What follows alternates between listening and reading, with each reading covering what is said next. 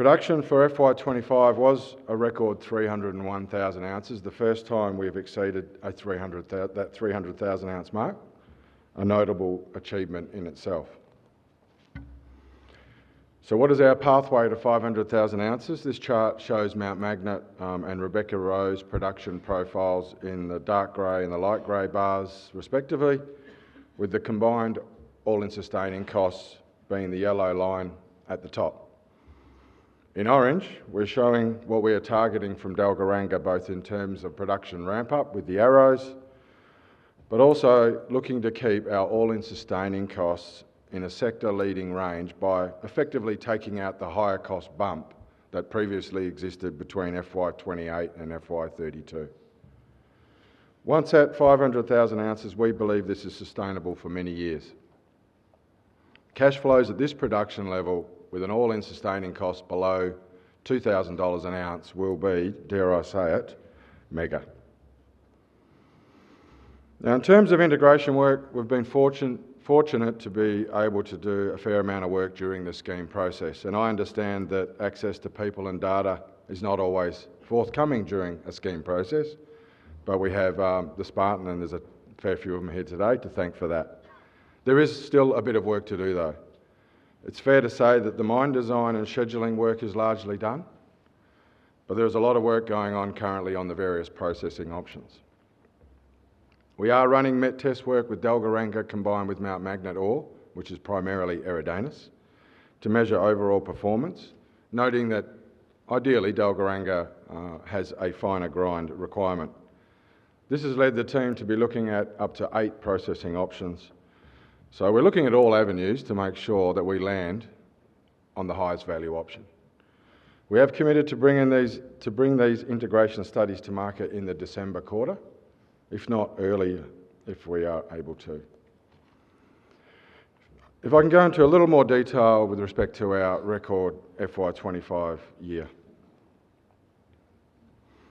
Over 300,000 ounces for the first time, as I mentioned, above both the original and the upgraded guidance ranges. Generating sector-leading cash flows per ounce and being the 5th straight year of achieving both production and cost guidance. My mail is that no other ASX gold producer has done that. We've brought Q into production with a bang, more on that shortly, and we have demonstrated robust economics at Rebecca Roe, which the fact of the matter is has an all-in sustaining cost that's in line, if not better than the industry average at $23.50 an ounce Aussie. We truly believe the addition of the Dalgaranga asset to the Mount Magnet hub will take that asset from good to great, and our renewed exploration focus since the start of the calendar year across the portfolio has already started to pay dividends. In terms of the mining and processing physicals, here we see the key numbers for FY25 at the top and the 4-year trends in the charts at the bottom. Clearly the average mine grade over both open pit and underground mines, that is, of 5.7 grams per tonne is next level. And this converted to a 3 gram per tonne head grade once lower grade stockpiles were added to keep the mills full. There was a point in time when 2 grams per tonne was our internal target, which is what we achieved if you look at FY22 on the head grade, milled grade. And we made good money then. So it's fair to say at a 3 gram per tonne head grade and the current gold price, we are killing it. So for anyone who has any queries about our ability to bring projects, including Dalgaranga, into production quickly and make a return, I have this little case study, 2 slides on the Q project. We acquired Q in October 2023, which was at the time essentially a series of drill pads. And by diggers last year, August 24, we'd completed permitting, internal, external approvals, and we were mining the pre-strip of the Breakaday pit, which you can see on the bottom left. If we move forward 12 months, remembering that we mined first ore in October, we've mined almost 100,000 ounces at 10 grams per tonne at an all-in sustaining cost below $800 an ounce and generated almost 288 million in free cash flow. This year, Q actually outdid Penny. Never thought I'd say that, and by a pretty wide margin in fact. Q has actually paid back the purchase price and capital development, a figure around 230 million in 9 months of production only. Quite an amazing story is Q. Before I hand over to Simon, I have to talk about everyone's favourite subject, cash flow. It should be. Ramelius is sector leading on a per ounce basis, as you can see on the chart on the left-hand side, which covers the full FY25 year. We are leading the way by some margin. On the right-hand side, we come second on total gross free cash flow, booking a number just under 700 million in free cash flow for the FY25 year, remembering that we are competing against, in some cases, much larger producers. Also worthy of mention is that these charts do consider gold hedging. That is whether you are completely unhedged, whether you have some hedging that's rolling off, like Ramelius, or whether you have paid out your book to gain exposure to the spot gold price. They're all accounted for in these numbers. Ramelius has just 50,000 ounces of gold hedges remaining as we speak. Over to you, Simon.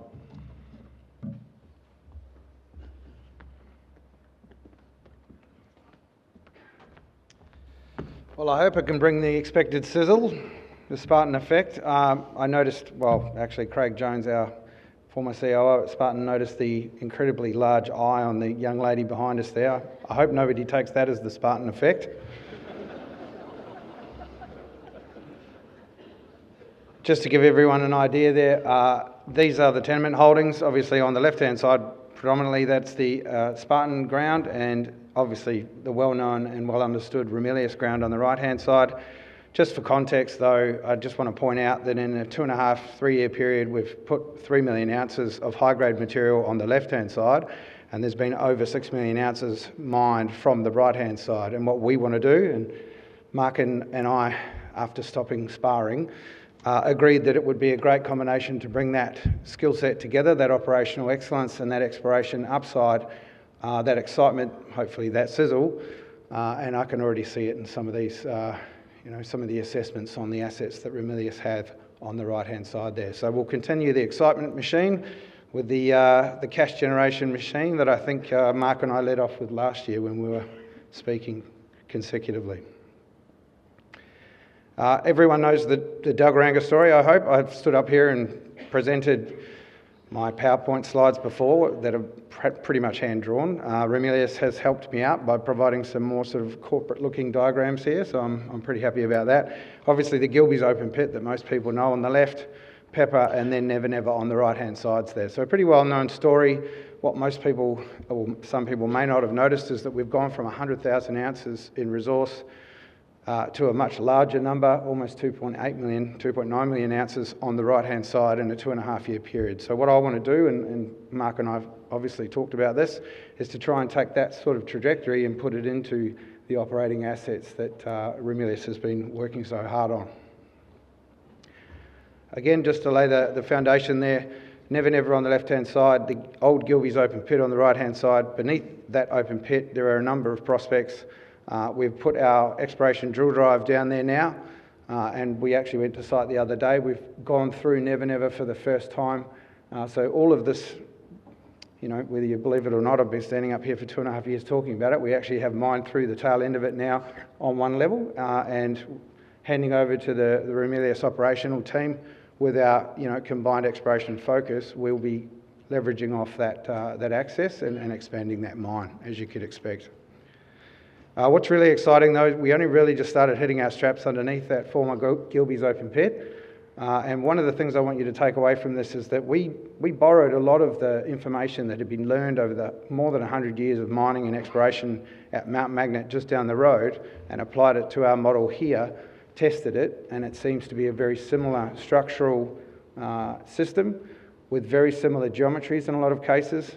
Slightly different rock types sometimes, but as most gold geos know, structure is a very big part of what we do, and we see a lot of similarities, and not just in the mineralisation, but the potential to take this kind of model where we've grown so quickly, a massive high-grade resource, and apply that to the Mount Magnet, Q, Penny assets, and we'll see what we can get done. You can see there the expansive drill program on the left-hand side, the mine design to extract Never Never and Pepper. That's obviously underway, as I mentioned. We've already cut through the Never Never deposit, and we'll just expand that footprint from here. On the right-hand side, in the yellow, a lot of drilling. You can see that we're focusing primarily underneath that Gilbey's open pit now, because some of those grades that we saw there, some of those structural features that we saw develop the Never Never and Pepper deposits so quickly, we can see the same similarities under that pit. So that work will continue. You can see right down to over 1,000 metres on the right-hand side there. That's where we're targeting. So we're thinking pretty big at Dalgaranga. We're certainly not slowing down.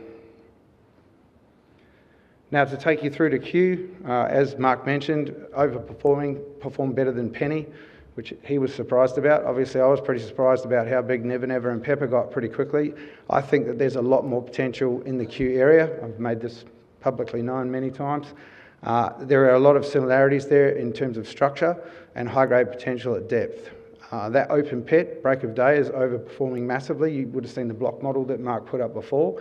Incredible grades in that system, and there's no reason to suggest that they stop. I watched Nick Jolly present last night our story. It took me back a bit.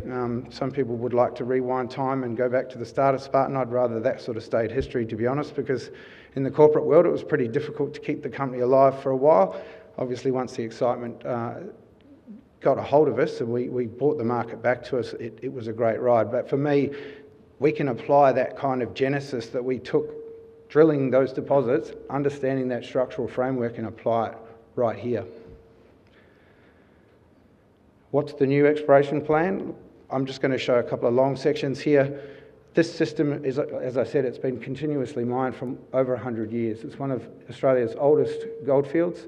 I am absolutely over the moon that I get the chance to go and drill down there with my team and integrate with the Ramelius strategy, and also leverage off some of those amazing cash flows, because for a while it was looking pretty bare in our cupboard, and you know, Mark's been putting a lot in the bank, so I'm quite happy to try and spend some of it finding some more gold.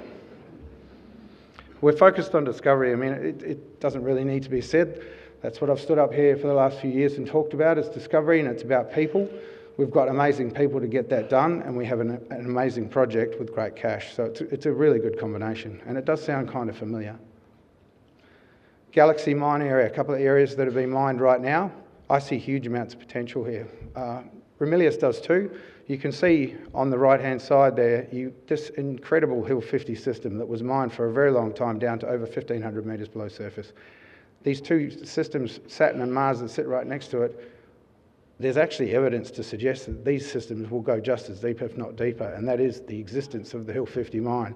I was asked which one could possibly become the next Hill 50. I said, why stop at one? There could be several, and we're determined to prove it. You can see these structural chute systems are actually quite similar geometry to what I showed and have been showing for Never Never. I must admit I'm feeling a little bit sort of out of sorts at the moment, because I'm usually spinning around 3D diagrams and I'm having to resort to 2D here, but you can use your imagination. There's some incredibly high-grade chute systems here. You can see them illustrated by the open arrows. Everyone uses them, but there's nothing to suggest these systems stop. And without something to stop them, what's to say they don't go for at least 1,500 metres like Hill 50 did? You can see some of the grades there. I mean, I've stood up here and read out grades before. I'm impressed by those grades. Obviously, they're producing profitable gold. So we'll just continue to drill and keep providing Mark and the engineering team with the problems I've always liked posing, which is to put more high-grade gold in front of engineers and have them solve the problem of how to get it out. And it's a bit of a race. We don't want to run out of gold, so I'm just going to keep drilling in front. Eridanus, low-grade open pit. I must admit, when I first saw this, I was kind of like, nah, it's low-grade. But when you look at some of those grades there, it's a low-grade open pit because it's mining a series of high-grade chutes, and they coalesce towards the deeper parts of that pit design, and you can see these chutes start to emerge as you get lower down, and you can see some of these grades here. Incredible grades. You can see off to the right-hand side there, Orion South North Pit, Frank's Tower. They're all structural chutes, so we need to drill under them. You can see some of those deeper holes there. 18 metres at 14 grams. Who doesn't want to follow up on that at Frank's Tower? So we're definitely going to be putting more drill holes under this. Ramelius' investment case. I do like to sort of round out you know, as a combined group, obviously we were on the run. I might have accused Ramelius of not having the firepower to take me out last year, actually. It was repeated to Mark on the golf course, which I think was a little bit unfair, but he's a well-known podcast host who's quite spicy. I'm happy to say now that I'm part of this team. My team is part of this team. Ramelius as a combined business is an incredible investment. When you can produce this much cash flow, sector leading, and then reinvest that back into the ground, you don't have to fight for capital like I have been for the last 2.5 years. You can actually really leverage the geological potential, and that's what this whole industry is about, is that potential. Reliable operational performance, sector leading cash flows, dividends. Pretty good dividends too, right? Vision to 500,000 ounces. There's a few people who have said that before. We are well on track to make that happen. Benefits of scale and liquidity, ASX 100, lots of people getting interested. And I'm certainly going to be telling this story. You know, joining Mark on the board of the company, it's going to be fun. It's a good ride. And the exploration upside, like I say, let's spend some money on drilling. Thanks very much.